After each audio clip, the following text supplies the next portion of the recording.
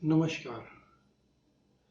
तो नवरात्र आने वाले हैं और अक्सर लोग ये सवाल करते हैं या ये बहस होती है कि नवरात्र मनाया तो जाता है लेकिन इसका वैज्ञानिक आधार क्या है।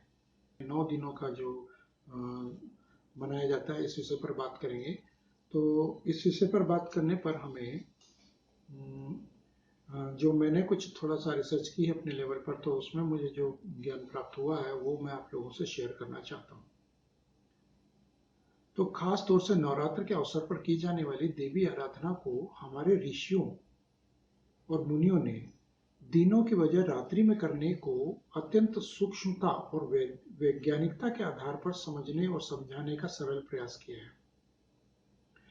यानी इसको दिन में क्यों नहीं मनाया जाना चाहिए और रात को क्यों मनाया जाना चाहिए, इस बारे में उन्होंने समझाने का प्रयास किया है। और ऋषियों मुनियों का कहना है कि रात्रि के समय में प्रकृति से बहुत सारे अवरोध खत्म हो जाते हैं। रात को जो हमें दिन में जो हमारे सामने कई प्रकार के अवरोध होते हैं वो रात को नहीं होते हैं, वो खत्म हो जाते हैं। मैक्सिमम अवरोध हमारे सामने नहीं होते हैं। अब किस प्रकार के अवरोध होते हैं और क्या अवरोध होते हैं हम आगे बात करते हैं।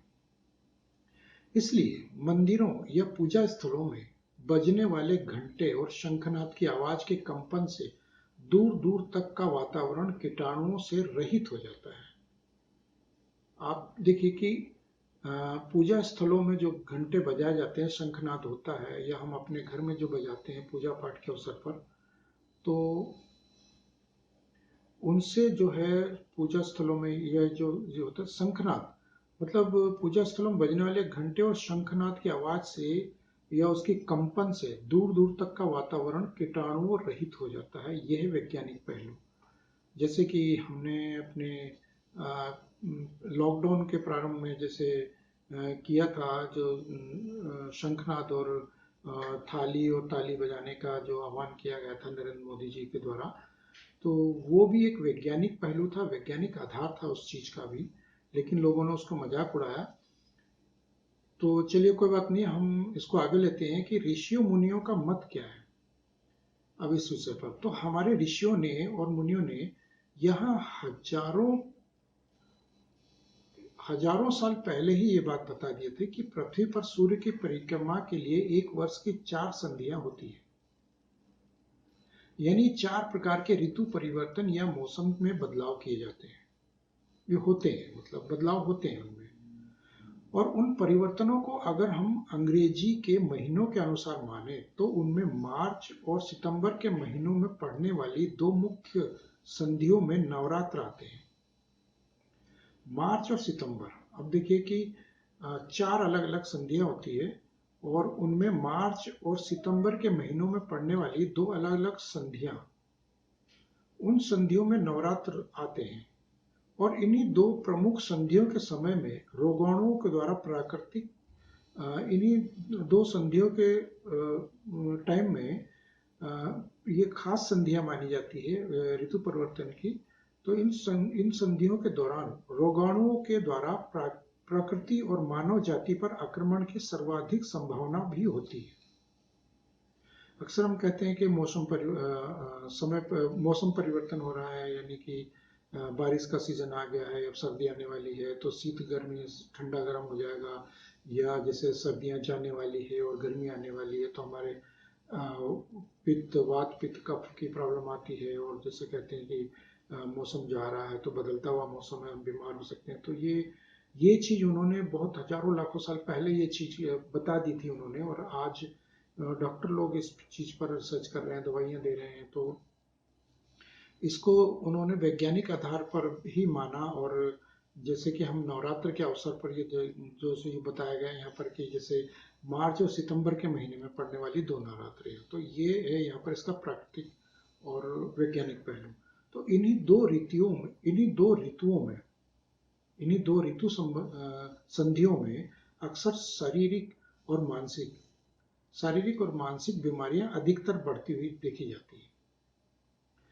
इसलिए इस काल में न सिर्फ शरीर को शुद्ध रखने के लिए बल्कि मानसिक और आध्यात्मिक रूप से भी निर्मल और पवित्र रहने के लिए नवरात्रि रूपी प्रक्रिया का पालन करना जरूरी है, या प्रक्रिया की आवश्यकता होती है।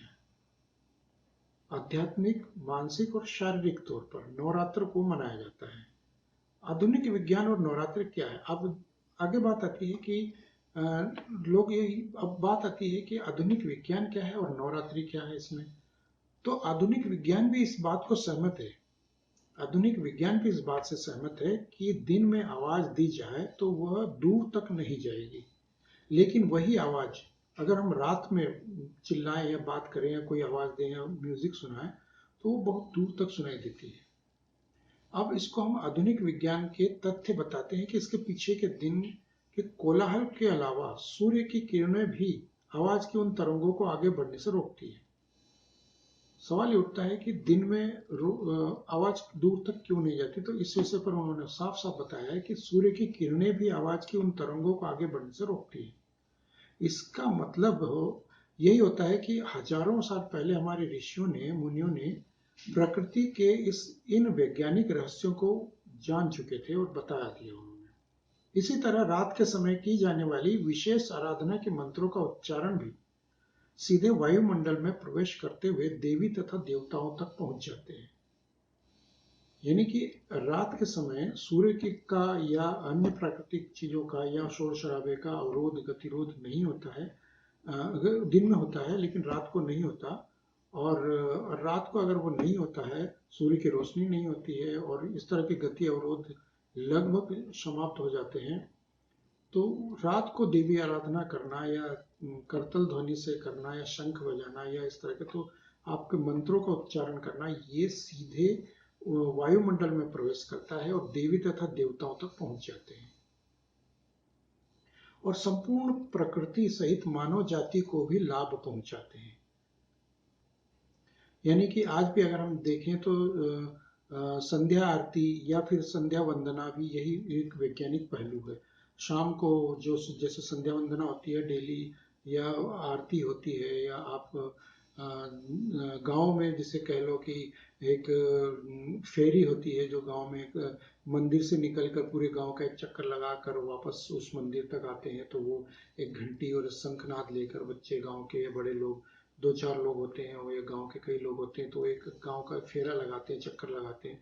आजकल तो शायद पता नहीं, लेकिन हमने देखा है और हमने खुद भी किया है।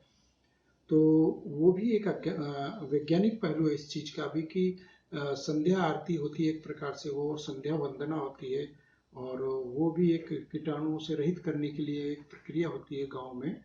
एक और इसका उदाहरण अगर हम देखें तो पता चलता है कि कम शक्ति वाले रेडियो स्टेशनों को दिन के समय में साफ साफ सुनना मुश्किल होता है। अक्सर हम ये होता है कि जिनकी फ्रिक्वेंसी बहुत कम होती है रेडियो स्टेशनों की या इस तरह के, तो वो बहुत, और फ्रिक्वेंसी साफ साफ नहीं होती है, मुश्किल होता है उनको ट्यून करना, सुनना।